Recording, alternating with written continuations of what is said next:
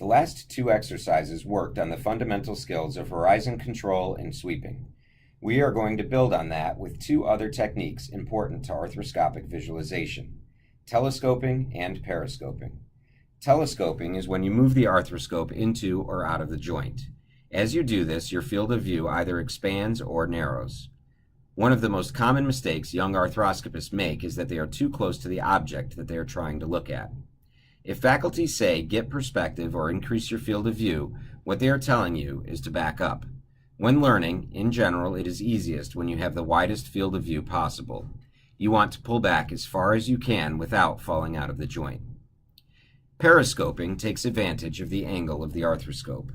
If you look at your arthroscope, you will see that the end has a bevel and that the direction of view is typically opposite the light cord.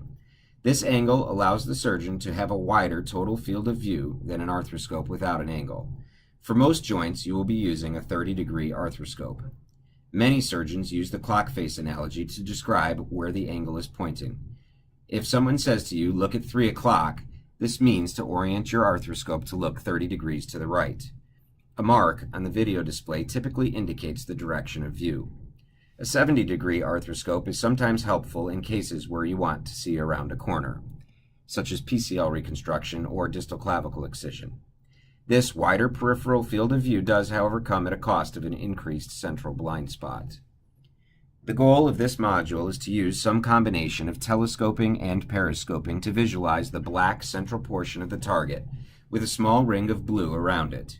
You should not see any red. All targets are able to be visualized this way. At some point, remove the opaque dome and place the clear dome onto the workstation and look at the orientation of the arthroscope tip to the paper when you have an optimal view. You should begin to pick up a pattern as you progress through the exercise. When ready, hold the camera in your right hand and click Start. Remember to click Save after you've completed the exercise, and remember to practice with both hands.